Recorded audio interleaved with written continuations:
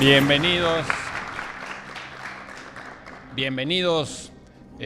Hoy es día 22 en el canal 22. Esta es La Dichosa Palabra, transmitiendo desde el Festival Cervantino.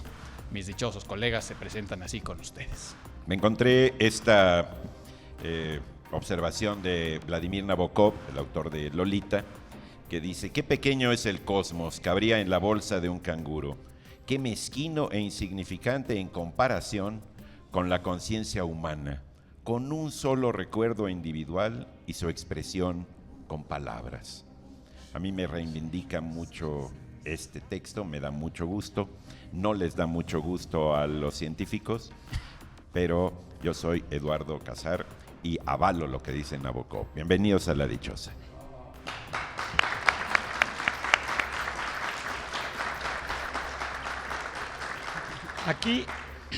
Aquí contagiado de estas piedras coloniales, de estos edificios monumentales, de estas iglesias fabulosas,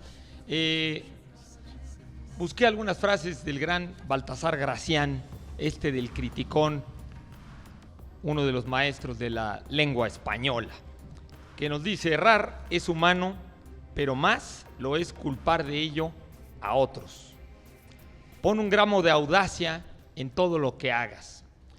Y esta, que pues suena medio chistosa porque después de todo resultaría en lo mismo: es mejor consultar las cosas con la almohada a tiempo que perder el tiempo por su causa después. De cualquier manera, un insomnio está asegurado. Soy Germán Ortega Chávez, ¿cómo les va? Muy buenas noches.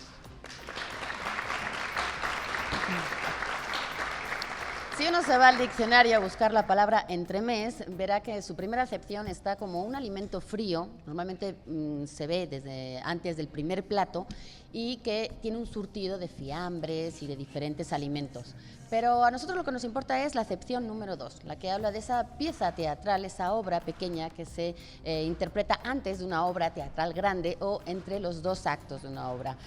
Uno de los máximos representantes de este género fue Miguel de Cervantes, y aquí en el Cervantino tiene una especial, digamos, coyuntura. Se representan muchos entremeses a lo largo de las diferentes ediciones del Festival Internacional Cervantino, y nosotros hemos tenido la oportunidad de ver algunos acá en estos días y han sido de gran emoción.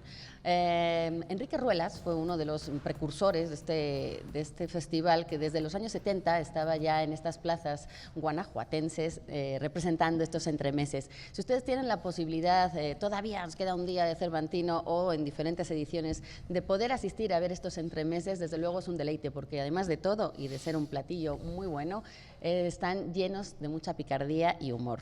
Nosotros seguiremos aquí apoyando no solamente los entremeses, sino todos los alimentos fríos, calientes y templados en La Dichosa Palabra, y para mí es un gusto volver a estar aquí con todos ustedes. Muy buenas noches, yo soy Laura García.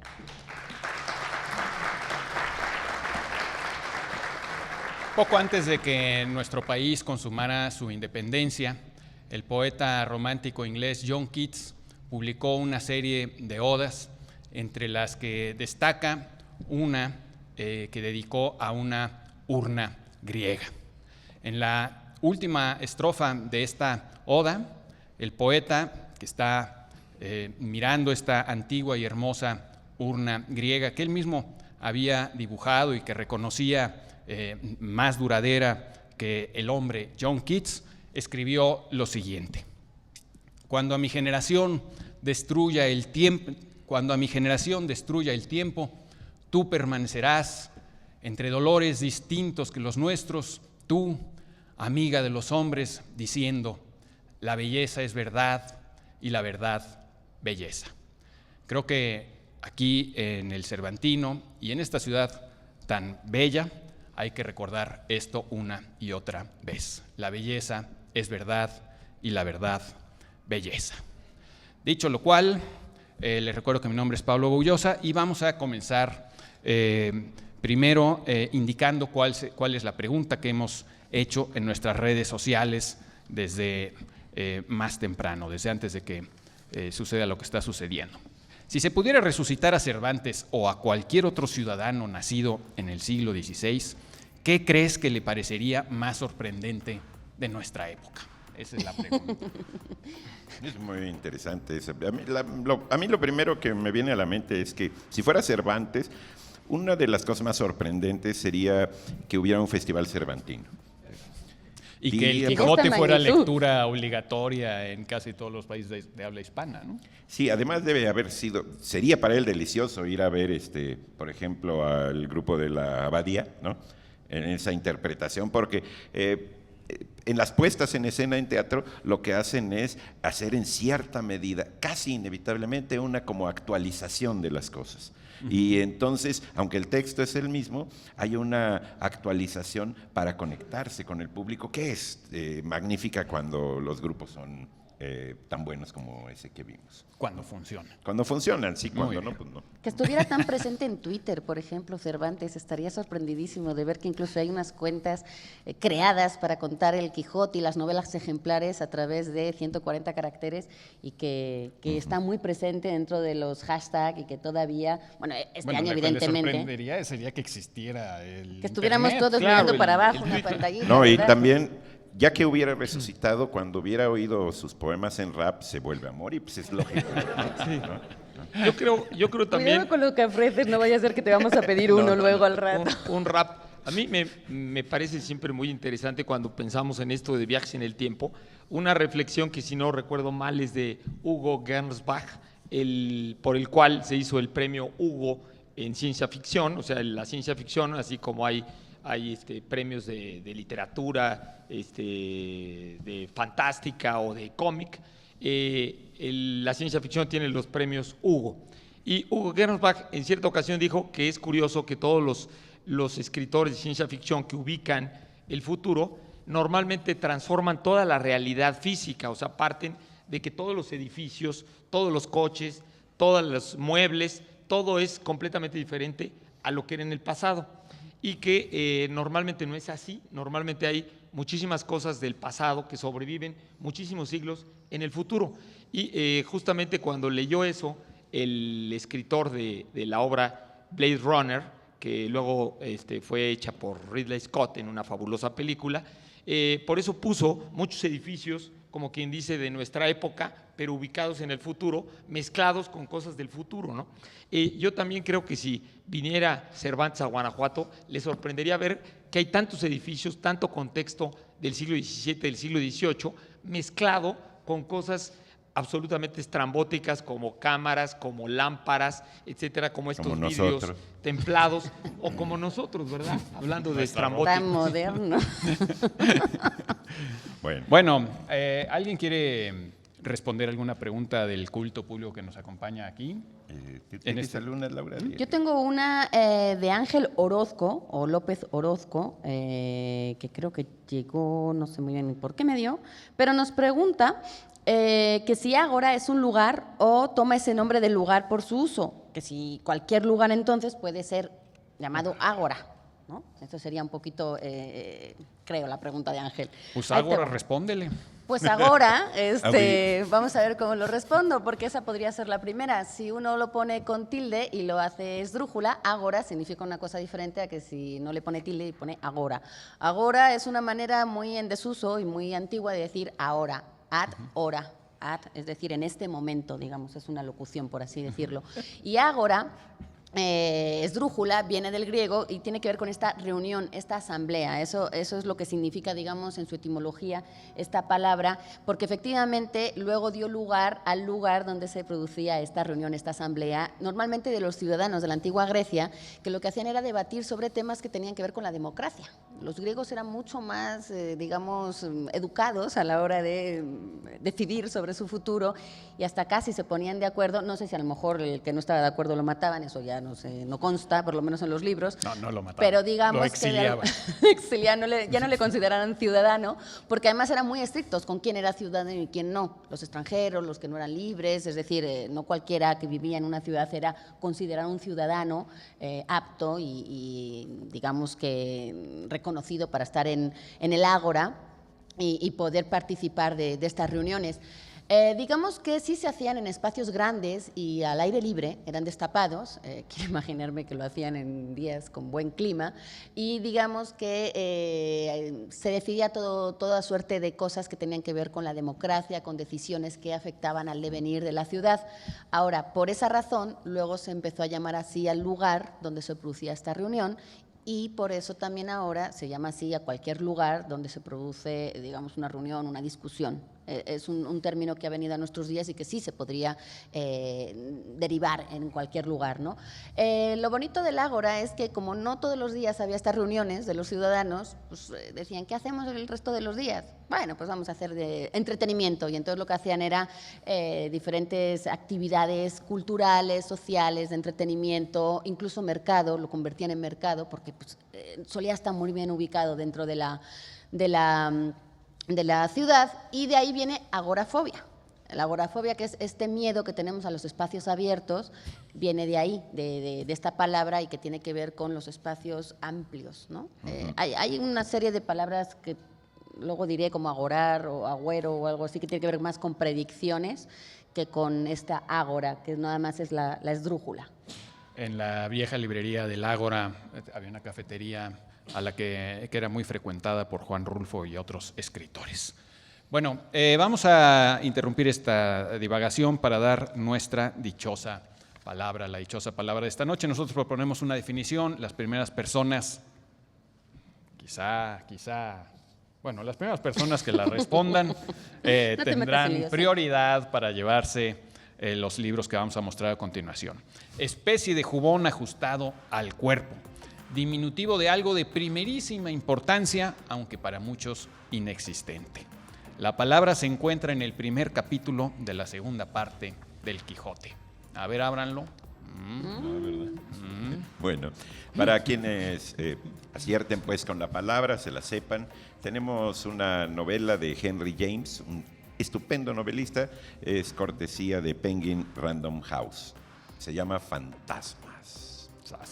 Tiene la Alianza Editorial también tiene una colección de cuentos de Henry James de terror que son también fabulosos. Pues la otra aquí, vuelta de tuerca, ¿no? Exactamente, una edición de Almadía y de la Secretaría de Cultura de Mark Twain, La vida en el Mississippi, esta obra de Mark Twain, prologada por Rodrigo Fresán, muy bonita edición también. Sí, que no es lo mismo que Mississippi en la vida. Y del Fondo de Cultura Económica, esta maravilla que es obra de Pascuala Corona, ilustraciones de David Daniel Álvarez, llamada El Pozo de los Ratones. Debajo viene la traducción en lengua náhuatl, y que si ustedes descargan un código que aquí hay, creo que se llama QR, si no me equivoco, aparecen narradas por Mardonio Carbaño, nuestro gran compañero. El Pozo de los Ratones es en realidad uno de esos cuentos que Felipa, una cocinera, cuenta alrededor de un fuego, y que mientras se están haciendo los tamales, cada quien narra un cuento. Y Pascuala Corona en realidad se llama María Teresa Castello Iturbide, y nació en 1917, y desde los años 40 está siempre rescatando cuentos tradicionales. Una maravilla esta edición. Bueno, recuerden que si están en los Estados Unidos hay un teléfono al que ustedes pueden marcar para participar en esta dichosa palabra. Apúrenle porque hay gente en el altiplano mexicano que les quiere ganar. Vamos a hacer 2 preguntas al público que nos acompaña aquí esta noche, aunque mi productor me está diciendo que no lo haga. ¿Lo hago o sí lo hago o no lo hago? Yo digo que sí. Yo digo que ellos elijan. ¿Ustedes quieren llevarse libros? Bueno, aquí, atención, vamos a obsequiarles Para cosas ustedes. a ustedes que están aquí presentes en este patio de... Industriales. Antiguo patio de relaciones industriales. Eso sí. ¿A qué novela pertenece la siguiente dedicatoria? A Matilde, mi compañera de tantos años, espejo de mujer mexicana, que supo sobrellevar con la sonrisa en los labios el cáliz amargo que significa ser la esposa de un hombre íntegro. Firma el general de división José Guadalupe Arroyo. Hola, buenas tardes. Marcelino Gómez, mi nombre. Se trata de Los Relámpagos de Agosto de Jorge Ibargüengoitia. Sí. Perfecto, Marcelino, muy bien.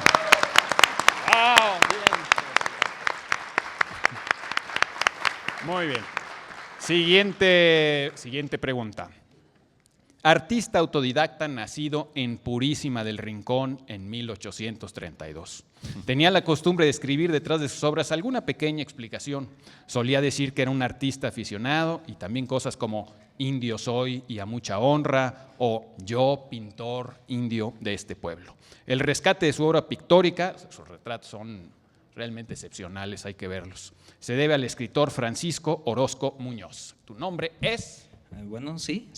Bueno, mi nombre es Rafael Rosado Cabrera. De quien estamos hablando es de Hermenegildo Bustos. De hecho, hay un retrato aquí en la entrada de la universidad. Perfecto, muy bien. Muy bien. Y aquí a unos metros, también hay aquí a unos metros para allá arriba, en el segundo piso hay un museo dedicado a él, ¿no? Bueno, no sé si enteramente dedicado a él el museo, pero... No es precisamente dedicado a él. De hecho, si usted se mete ahí luego en la entrada, está el Museo Alfredo Duyé.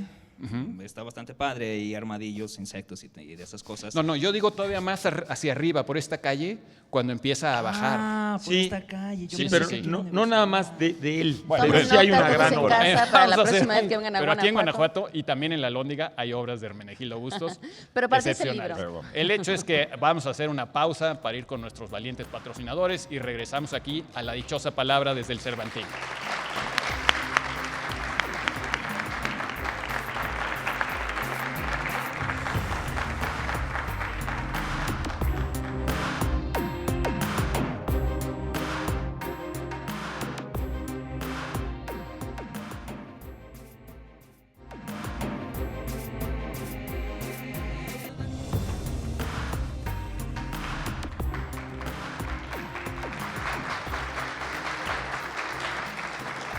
Muchas gracias por sus espontáneos aplausos. Estamos aquí en La Dichosa Palabra, en el segundo bloque de nuestro programa, transmitiendo desde Guanajuato, sede del Festival Internacional Cervantino. Bueno, vamos a seguir contestando las preguntas que nos han mandado. A mí la palabra agora me gusta mucho. ¿Sí? En mexicano, si todavía se conservara, sería agoritita vengo, ¿no? ¿Sí? Agoritita. Sí. Suena muy bien, ¿no? Ya hubiéramos hecho esa transformación. Bueno, pues ahora algunos ¿Cómo de la ustedes G tienen se ha una- transformado en H y a veces Sí. la H se ha transformado en G, ¿no? Bueno, a fuerza con H. con H. Vamos a seguir. ¿Quién tiene alguna pregunta? Bueno, aquí nos pregunta, bueno, a lo mejor Laura quería contestar un poco más de agora. Yo nada más iba a comentar que curiosamente también la palabra eclesia es casi Iglesia. sinónima de agora, o sea, quiere decir asamblea. O sea, la Ágora. gente, sí, de agora quiere decir asamblea, ¿no? Y también eclesia quiere decir asamblea. De hecho, las reuniones de los antiguos griegos no tenían nada que ver con la religión, y luego esas reuniones pues les llamaron eclesias cuando se juntaban los antiguos cristianos, pero realmente el edificio también, igual que la plaza, ¿no? Tomó nombre de las reuniones. La plaza del Ágora tomó nombre de la como reunión, decía- y el edificio tomó nombre de la Como reunión. decía- sí. Curioso. Tienen, ahora, ¿tienes alguna? Ahora tengo Pregunta. una, Jorge, Si no, aquí Jorge Si no tiene- Osvaldo González Espinosa. ¿Dónde estás? Jorge. Aquí está, Jorge. Jorge nos preguntaba el origen de la palabra eléctrico. Bueno, la palabra el eléctrico o electricidad, ¿no? En el sentido que nosotros la usamos, es una palabra de fines del siglo XVI, y el que, digamos, la acuñó de la manera como la usamos fue el científico William Gilbert, ¿no? William Gilbert fue el que aplicó esa palabra, pero realmente la palabra pues la tomó de un origen griego, y los griegos ya usaban la palabra, Perdón. digamos, en el No tengo sentido pregunta. Ah, sí. de que sospechaban que había algo que después Gilbert descubrió que era la electricidad. Y la palabra electrón quiere decir ámbar, la resina esta petrificada de los árboles. Los griegos se dieron cuenta que el ámbar podían meter la mano, podían meter algo, y sin embargo el ámbar atraía pedazos de nosotros diríamos hoy de papel, pero pequeñas cosas como el pelo, y se daban cuenta que había algo invisible alrededor del ámbar, ¿no? Algo invisible, una fuerza invisible que atraía. Y ya Aristóteles y algunos hombres de la Biblioteca de Alejandría hablaron acerca de este poder invisible, de esta fuerza invisible que tenía el ámbar, o sea, el electrón. Y por eso William Gilbert, cuando se descubre realmente la electricidad en Europa, en Occidente, y empiezan a entender que, digamos, qué es eso, William Gilbert lo liga con el ámbar, ¿no? Ahora, hay, por supuesto, no es que los europeos hayan descubierto la electricidad o los griegos. Desde la más remota antigüedad había mucha gente en Oriente, en China, en la India, que conocía, digamos, lo que nosotros llamamos electricidad. De hecho, en el museo, hoy desaparecidas tristemente, en el Museo de Bagdad, en Irak, ¿no? Había, antes de la guerra tormenta del desierto, había unas pilas hechas por los mesopotámicos antes de Cristo, si no recuerdo, como del siglo IV o V, un poco antes que llegara Alejandro Magno a Babilonia, y que eran literalmente unas pilas, o sea, unas pilas voltaicas. Y sabemos exactamente que las deben haber usado para algún tipo de rito o algún tipo de cosa mágica para llamar la atención en los templos, pero que ya controlaban y podían guardar electricidad. O sea que esto de la electricidad tenía otros nombres en otros lugares, simplemente la nuestra viene de ahí. Por cierto, que hay un nombre que muy parecido a la palabra electrón, no me acuerdo si es electra, algo muy similar, que era el nombre que tenía una aleación de plata de las que se dice que pudieron haberse usado para las primeras monedas en Licia, no me acuerdo si es Licia, en Grecia también. Y bueno, nomás lo menciono como una curiosidad porque aquí la plata es muy, muy importante. Bueno, me llama la atención, me dice Sí, es que Laura pobre Jorge que te miró con la cara de, pregunta yo no era el origen pregunté de la eso. palabra eléctrico. Bueno, pues es el mismo origen, ¿no? Eléctrico, electrón, electricidad. ¿Mande? Ah, mira. No, ¿Sabes qué? Ecléctico. Lo que falló ahí fue la conexión. Tienes toda la razón. Ecléctico va a ser para la otra semana. Sí. Para el siguiente bloque te lo Ahorita digo. nos vamos a quedar en eléctrico. Fue una respuesta muy Nada corriente. nada corriente. Tú disculparás. Bueno, nuestra dichosa palabra de hoy es especie de jubón ajustado. Jubón es buena palabra. Sí, ya es de por ajustado sí. al cuerpo, diminutivo de algo de primerísima importancia, aunque para muchos inexistente. La palabra se encuentra en el primer capítulo de la segunda parte del Quijote. ¿Tenemos ahí para regalar libros? Tenemos 20,000 leguas de viaje submarino del gran Julio Verne, en el editorial Nostra. Fabulosa novela y léanla primero y luego vean las películas. Van a ver, las van a saborear mejor.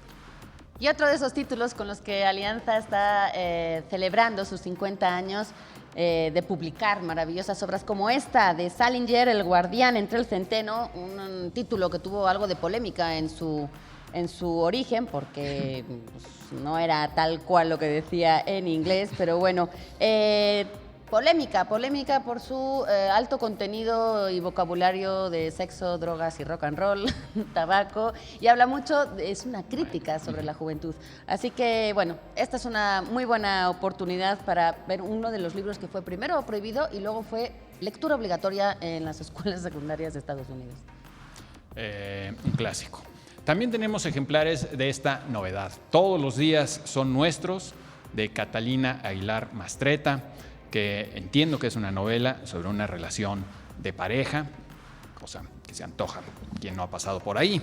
Y también tenemos, como es tradición, una suscripción anual, gratuita, a la revista Este País. El número más reciente está dedicado a los vecinos al borde de un ataque de nervios, porque lo que pasa allá arriba también nos tiene muy nerviosos aquí abajo. Tiene en la portada un artículo muy valiente de Miguel Bazañez. En la portada está anunciado Miguel Bazañez, que es un artículo muy valiente sobre su experiencia como embajador en los Estados Unidos.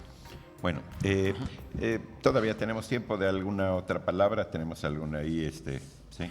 ¿Alguna cortita? Bueno, yo empiezo una y si no da tiempo nos seguimos. A ver, ¿dónde estás? ¿Me ayudas a decir? Alba Rocío Marmolejo. Ahí Ah, a ver si a ella sí la entendimos.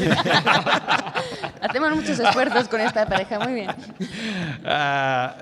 Por favor, hablen del origen de la palabra rapsoda. O rapsoda. Rapsodia. ¿Rapsodia Sí. o rapsoda? Déjala que nos aclare, ¿rapsodia o rapsoda? Bueno, en todo caso el origen es el mismo. Y vuelan. Se me fue. ¿Se te fue la Bueno, la se me pregunta? fue la pregunta. Aunque pero no te vaya importa. la respuesta. Para que no digan que las palabras no se las lleva el bien. Exacto, las palabras se las lleva el viento, como queda claro. Bueno, el origen de la palabra es, en español, hay que decir esto, en español la palabra rapsodia es bastante reciente, es decir, no es una palabra que se encontrara en la época que se escribió el Quijote en nuestra lengua. Y es una palabra, sin embargo, de raíces griegas muy, muy, muy antiguas. Recordemos que Homero, ni más ni menos, era considerado un aedo, y en las obras de Homero hay un famoso aedo de Módoco en la Odisea, en una escena increíble, cuando Ulises llega a la corte del rey de los Feacios y es acogido ahí con gran cordialidad y lo invitan a comer y al final de la comida el aedo, que se llamaba de Módoco y que era ciego, empieza a cantar a recitar con algo acompañado de un instrumento, algunos episodios de la guerra de Troya, episodios donde Ulises había sido protagonista, pero todo esto ocurre sin que los que están ahí sepan la identidad de Ulises. Solo Ulises sabe que están cantando hazañas en las que él había participado. Esto es un juego muy interesante que es muy parecido a lo que ocurre en la segunda parte del Quijote, Claro. donde el Quijote ve lo que ocurre con la obra del Quijote, de la primera donde parte. hay personajes que ya leyeron la primera parte. Exacto, ahí hay un juego entre realidad y ficción en distintos planos interesantísimo que ya está desde la Odisea. Bueno, esos eran los aedos. El rapsoda era el que cosía las odas, digamos, la raíz de rapsoda era el tejedor o el surcidor de odas. Uh-huh. Eso es lo que significa la palabra de manera literal en griego. El que va engarzando. Exacto, odas o Sí. poemas, que la palabra griega era odos, entonces realmente es la misma raíz la de aedo que la de rapsoda. Y lo que pasaba es que el rapsoda fue un poquito posterior a los aedos y era el que iba engarzando trozos de un canto con trozos de otro y que iba adaptando las cosas un poco a las circunstancias del público. Yo me imagino que podía tener un cierto parecido con lo que hacen los soneros de jarocho, que Claro, que van improvisando y metiendo cosas de la toman gente cosas que está ya ahí. establecidas con otras que van inventando. Exacto. Y hacen surcido invisible. Exacto, ese es el surcido, son surcidores, ¿no? Y yo creo que es algo muy, muy bonito. ¿Y Rapsodia, la otra? Bueno, la rapsodia, la Rapsodia pieza es- musical bueno, es un género moderna, ¿no? Un género. Sí, es un género musical, ¿no? Como la Rapsodia en azul o algunas otras. Es difícil distinguirla de, por Queen. ejemplo, una suite sinfónica, pero obviamente es una pieza generalmente orquestal, generalmente que no sigue las líneas de una sinfonía en 1, 2, 3, 4, 5 movimientos, sino que es un poco más libre en su forma y bueno, pues se le llama así, ¿no? y Rapsodia. muy Bueno. popular en la música romántica del siglo XIX. Y bueno, yo nada más iba a decir, para Sí, irnos a voy. corte, que Voy. el aedo normalmente se acompañaba, él componía más, era más autor, y él se acompañaba normalmente de un instrumento musical. Y el rapsoda normalmente no, normalmente a veces lo acompañaban, pero normalmente llevaba un bastón con el que llevaba nada más el ritmo del verso. Perdón, vamos a ir a un corte porque estoy oyendo el bastón No, del Rapsoda. preguntas. No, a un corte es lo que me Pero- están No, pidiendo. ve a las preguntas. ¿No? Sí, vete a A las preguntas. A las preguntas. A las preguntas para el público que Eso nos pasa acompaña. con el politeísmo. Sí. El nombre de Guanajuato deriva de la lengua de un pueblo indígena y significa aproximadamente Cerro de las Ranas. ¿De qué lengua viene el nombre de Guanajuato? Hay una rapsodia sí, este, ¿no? señora. Rocío, ¿era Rocío? Se me fue la palabra, ya no me acuerdo. Mi nombre es Emilia Nada y si no me equivoco creo que es Purépecha. Sí. Purépecha. Muy bien, muy bien. Muy bien. Exacto. Que los purépechas se considera más como de Michoacán, pero también como estuvieron por acá. El notario y diputado Leovino Zavala, nacido en Uriangato a finales del 19 y muerto en San Miguel de Allende en el 74, escribió con seudónimo la obra poética de un humorista involuntario. Inventó un poeta. ¿Cuál es el nombre de este poeta humorista involuntario? Aquí tenemos Acá manos tenemos una levantadas, mano. y hay por ahí un micrófono, aunque Raúl tienen Rivera. voz fuerte, pero de todos modos para que los oigan fuera. Mi nombre es Fernando Díaz Marina, es Margarito Ledesma. Sí. Muy Margarito bien. Ledesma, Muy bien. una maravilla de poeta. Compren ustedes sus poesías. Ahora sí nos vamos a un corte.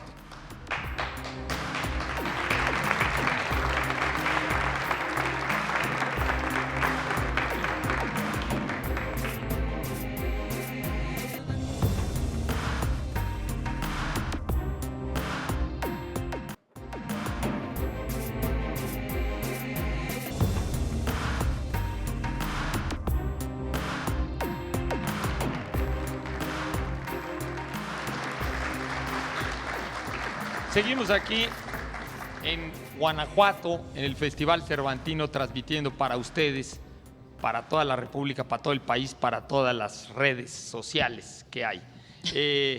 Bien, tenemos otra pregunta que quieran contestar. De Mira, yo nuestro tengo una amable público. sobre un significado de palabra, nos la manda Rodrigo Guerrero, comentar sobre la palabra prótesis. Prótesis tiene el significado de en vez de, por ejemplo, pronombre en vez del nombre, procónsul en vez del cónsul, ¿no? Y digamos, como lo conocemos también, es como una reparación artificial de una falta de un órgano, ¿sí? Incluso hay una formulación de orden gramatical, que es la prótesis, cuando se añade un sonido antes de una palabra que puede ir sin él. Por ejemplo, a matar se puede decir a matar, no separado, sino junto, o remedar, a remedar, ¿sí?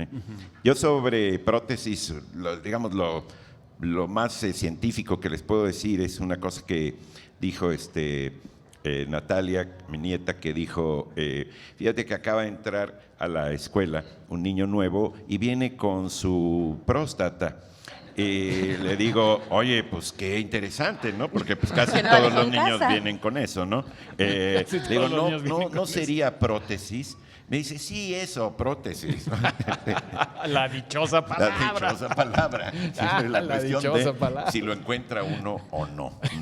Es Ese que- es un significado. A lo mejor porque frecuenta más gente de tu edad y está más acostumbrado a la próstata que... Perdón, pero mucha gente de mi edad ya venimos sin nuestra prótesis. Bueno, ¿hay alguna otra? Yo tengo A ver, una de Daniela Gómez, creo que pone acá, que cuál es el origen y el significado de la palabra adamar que aparece en el Quijote. ¿Adamar? Es adamar. Adamar. Es curioso porque es una palabra muy rara y muy en desuso y evidentemente aparece en el Quijote porque es una palabra muy antigua en el castellano y viene de amare, ad amare, hacia el amor, hacia, digamos que es como que uno va hacia amar. Entonces eso significa cortejar. ¿No? Cuando uno está muy predispuesto hacia el amor o hacia la acción de amar es porque está cortejando. Y entonces eso significa, en realidad, adamar, es un verbo rarísimo, transitivo, que significa cortejar, sí, todos esos sinónimos que tienen que ver con el verbo de, digamos, conquistar a alguien, tiene que ver con... Hay un adamarse, que es, digamos, que es pronominal y que tiene más que ver con volverse un poco dama. Y eso sí está sobre todo relacionado con el género masculino, con los hombres, cuando son refinados o cuando en sus facciones o en sus, digamos... Sí, en sus Sí, no es exactamente afeminado, porque podría tomarse como un sinónimo de afeminado, pero no es. Adamarse es Sí, como el que está cuando más dice que es como toda una una dama. dama, este es como cuate es muy toda una delicado, dama. muy, Ajá. muy caballeroso también. Curiosamente, el ser caballeroso está relacionado con adamarse, con volverse un poquito dama, o comportarse como si fuera una dama. O volverse Es que dulce. es que es una Dulce. Exacto. Dulce, ¿no? La dulzura. Delicado, Hay como una cierta caballeroso. domesticación del macho, ¿no? Burdo, Yo no lo digamos. quería decir así, pero Y- sí. No, pues sí, digamos, el hombre, los hombres podemos ser tremendos, bueno, Sí. Sí y podemos, pero no queremos. no queremos, ni entre nosotros mismos, pero sí hay, digamos, un refinamiento, bueno, hablas de la cortesía que viene obviamente de corte, de todas las cosas que en la corte pues se depuraban las costumbres y se refinaban y se ajustaban a un modelo, ¿no? Y esa manera de ajustarse a algo, de ceñirse a algo, pues ya es una... Mimetización. No, una represión pues de los instintos masculinos o Bueno, como quieras tú llamarlo, un poco, ¿no? Raimundo Lulio, el catalán, nos habla en un libro sobre la caballería y sobre la forma como surgió el nombrar caballeros. Nos dice que justamente ese término en catalán, también lo utilizan en catalán antiguo, medieval, de adamarse, tenía que ver justamente Que viene ese con- de dama, perdón. de Ese dama. no viene de Sí, amare, pero, sino de dama. de adamarse, en el sentido que lo estás usando tú de dama, venía de que las damas fueron las que educaron a los caballeros en la Baja Edad Media, o sea, en la Alta Edad Media, los caballeros andantes no tenían que ser dulces, caballerosos, cortejar, etcétera, lo que nosotros conocemos como caballerosidad. Es más, lo podemos leer en el Cantar del Roldán, ¿no? O sea, los caballeros de la Alta Edad Media, en la época de Carlomagno, no tenían damas, no se ofrecían sus hazañas a las damas, como Don Quijote de la Mancha, ¿no?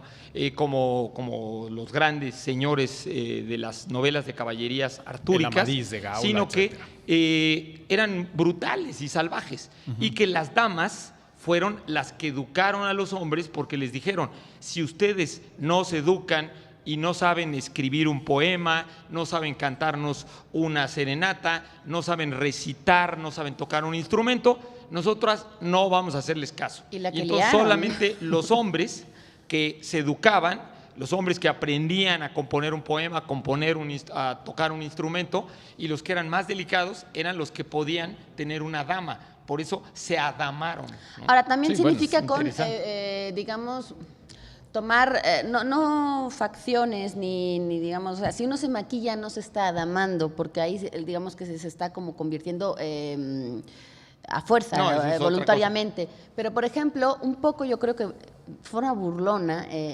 Cervantes también lo utiliza, el adamarse, cuando se refiere a un personaje que está adelgazando y tomando un contorno muy femenino. No sabemos, ustedes se imaginarán ya lo que tengan que imaginarse, pero él lo que hace es un poco burlarse. Todo el Quijote es un tono bastante irónico y bastante burlón en cuanto a los personajes que sobre todo a Alonso Quijano no le gustan, y entonces a la hora de referirse a un enemigo que decía que se estaba adamando porque estaba adelgazando como una dama, como quisiéramos algunas damas. Ahora, también probablemente, no sé, estoy aventurando, la diferencia entre el uso que hace Cervantes de adamarse, en el primer sentido de adamare, viene un poco para diferenciar que tú puedes cortejar a una dama sin estar enamorado, ¿no? Como el caso después de famoso de los Don Juanes, ¿no? Un Don Juan corteja y sabe cortejar muy bien a una dama, y sabe cortejar en la manera de Ovidio, ¿no? Ovidio en el Ars Amatoria decía que la mejor manera de cortejar a una dama para tener éxito rápidamente era no estar enamorado. Y en cambio, un poco lo que decían otros autores, por cierto, Baltasar Gracián también decía eso, y también Francisco de Quevedo, que la mejor manera para enamorar, verdaderamente enamorar, es estar enamorado, que es la única manera como generas esa magia del amor. Entonces, el adamarse se refería al que sí estaba enamorado. Oye, Germán, y cortejabas. ¿Y tú qué estando. opinas? ¿Tú cuál se te hace? ¿Tú a cuál te inclinas? ¿A estar Pues yo- enamorado para cortejar o a no estar enamorado? Porque es buenísimo. Yo nada más me ha tocado estar enamorado para enamorar. ¿Nomás te ha tocado eso? Uy, no, Germán. Qué No, bonito. pero eso no es respuesta. Porque eso es lo que te ha tocado. No es lo que tú preferirías o a lo que te inclinas. ¿En qué posición ¿Nunca has cortejado adoptas? sin estar enamorado? Bueno, yo creo que siempre a todos nos ha tocado la otra también de vez en sutil. cuando, ¿no?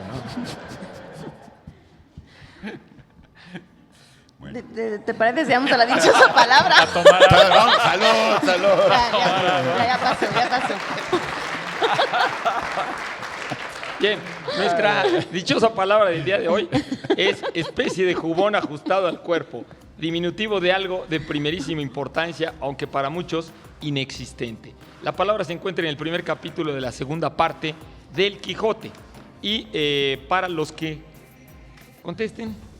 Pues tenemos, ya va siendo costumbre y clásico en este programa, regalar libros de este maravilloso autor, Roald Dahl, escocés, galés, que lo que hizo fue convertirse en uno de los máximos exponentes de la literatura infantil y además este año está cumpliendo 100 años de nacido. En esta ocasión, de Alfaguara Clásicos, tenemos El Dedo Mágico y Matilda. Y tenemos este libro de sexto piso que se antoja mucho, Dios es rojo. Bueno, espero que no lo sea, pero así dice el libro, de Liao Jiwu. Título muy sugerente, ¿eh? Bueno, y tenemos la poesía reunida de Marcos Davison. Confieso que no lo he leído. Creo que debe ser muy bueno porque es de Bonilla Artigas, que ha hecho muy buenas selecciones. Hace 2 semanas regalamos uno de Ramiro Ruiz, un doctor, un ginecólogo. No un doctor, un médico. Es que ahora todo está lleno de doctores. ¿Sí? Hay hasta doctores en letras, sí. Perdón, yo quiero decir algo más acerca de Dios es rojo, nada más porque yo no lo había visto el libro antes. Liao Jiwu fue a dar a la cárcel en los años 90 en China a causa de su poema Masacre, publicado la víspera de la matanza de Tiananmen. Tiene que ver con la dificultad también para seguir una religión todavía hoy en China, para donde no está tan fácil incluso tomar esas decisiones personalísimas e íntimas.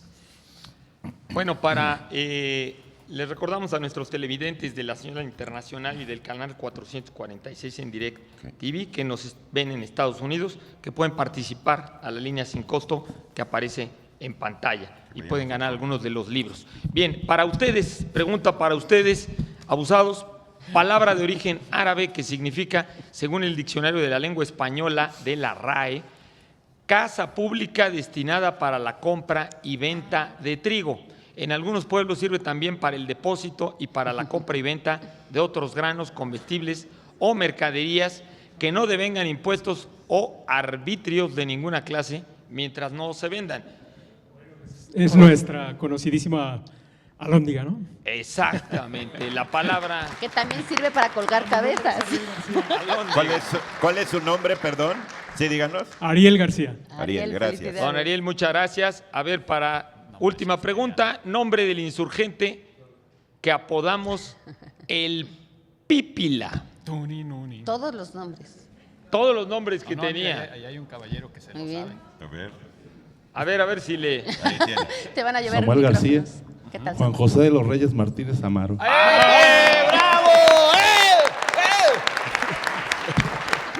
Usted es el único que se lo sabe, ¿eh? Muy bien, ¿eh? Muy bien. Mañana nos Bueno, llevas. muy bien. Fantástico. Es Bueno, que la ahora sí hazaña de vamos a nuestros cortar. días ya no hay que hacer lo que el Pípila, pero ahora la hazaña es saberse el nombre del Pípila. Por eso lo felicitamos y lo consideramos héroe de esta emisión. ¡Bravo!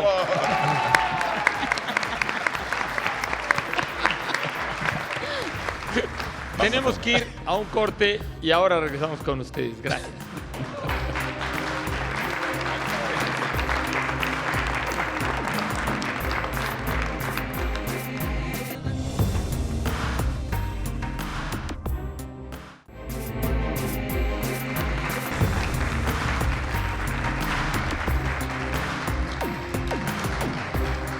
Seguimos en la dichosa palabra, 22 de octubre. Todavía tienen un día más para venir al Festival Internacional Cervantino, desde donde hoy estamos transmitiendo, desde este antiguo patio de Relaciones Industriales en la Universidad de Guanajuato. Un patio y una ciudad que pueden ustedes visitar todo el año. No esperen nada más al Cervantino, que se pone bien bueno, pero también el resto del año pueden venir a pasear por sus túneles, por sus calles, encontrarse con sus momias. Aquí seguimos en la dichosa palabra, que pueden ustedes también ver repetido hoy en la noche, por ahí de las 12, el lunes a las 10 de la mañana y el miércoles a las 6 de la tarde. Mientras tanto, aquí seguimos ávidos de encontrar respuesta a un montón de preguntas que han seguido llegando. Eduardo. Nos preguntó Gerardo Montes que dónde era posible encontrar discos de Heraclio Cepeda.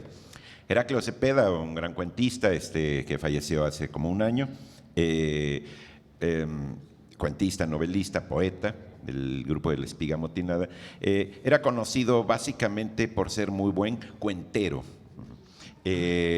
muy buen contador de historias en términos de oralidad, platicándolas. ¿Sí? Era verdaderamente insólito. Yo una vez estuve con él en la universidad, en la Prepa 5 de Guadalajara, y estuvo 1 hora contando un cuento con un auditorio de más de 500 personas. Todos estábamos en un silencio donde se oía que las moscas ni siquiera hacían su ruidito para oírlo a Heraclio Cepeda. Era verdaderamente notable.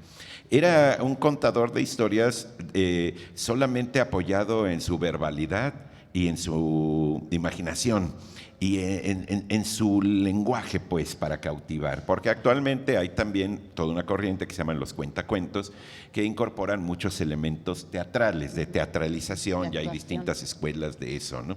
Mario Iván Martínez, muy bueno, etcétera, ¿no? Hay 2 discos que yo conozca. Uno que es de Voz Viva de México, editado por la UNAM, y otro que editó Fernando Díez de Urdanibia en una colección que se llamaba Luzam.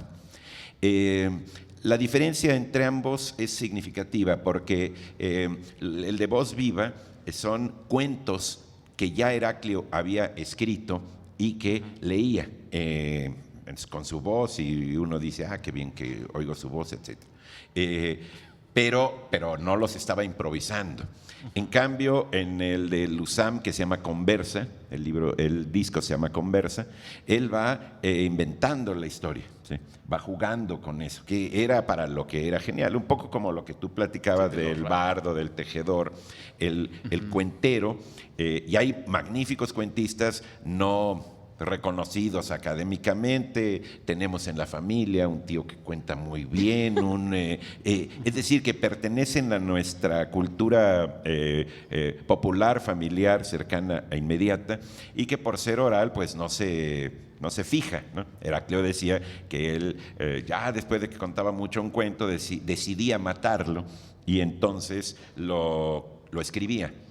Es decir, seguía la idea platónica esta de que la letra mata, ¿no? a la conversación viva. Yo digo que no lo mataba al escribirlo, sino que simplemente lo ponía en un estado de hibernación, como que lo congelaba, ¿sí?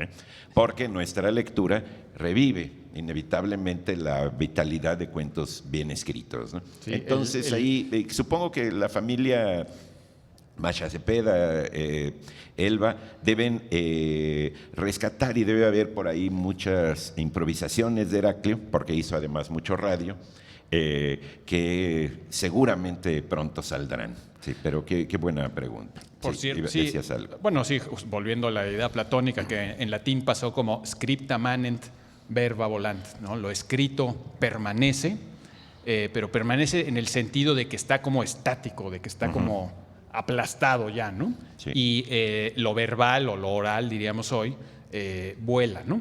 Y es interesante porque sigue siendo cierto. Hoy sí te das cuenta cuando alguien está leyendo algo, y es muy diferente cuando alguien lee algo que cuando alguien improvisa algo y está su cabeza funcionando.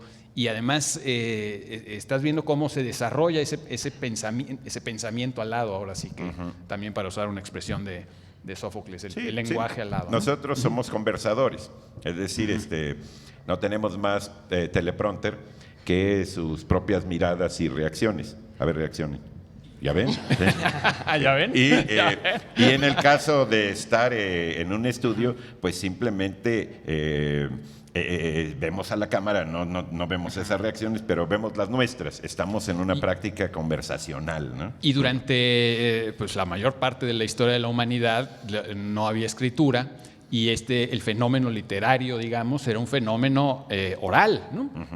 Las cosas ocurrían, diríamos hoy, solamente en vivo, ¿no? Y es muy distinto eso que cuando pasamos una cultura escrita. Ese tema es fascinante. Estábamos en la etapa oral y luego pasamos al... Exacto. Estábamos en la etapa oral. Hay un libro que recomiendo mucho, se llama Cuando la musa aprendió a escribir, ¿no? De toda esa transición del mundo oral, que además es el mundo en el que todavía viven los niños que no han aprendido a leer. Sí. Y muchas personas analfabetas, no me gusta decir analfabetas porque es como decir que les falta algo, cuando en realidad sí les falta algo, pero también poseen un mundo de oralidad que nosotros hemos perdido al pasar a la cultura escrita, ¿no? Sí, Es de Eric Havelock, el libro ese. Sí, buenísimo. Cuando la musa aprende a escribir. Los chinos dicen que decían que evidentemente los maestros antiguos no querían escribir nada, igual que Sócrates, igual que los griegos, lo que estábamos platicando, porque decían que cuando uno escribe, lo que uno escribe es necesariamente interpretado por los que lo van a leer y ya no va a ser exactamente lo que uno quería decir, porque la palabra con el tiempo pues cambia y se desliza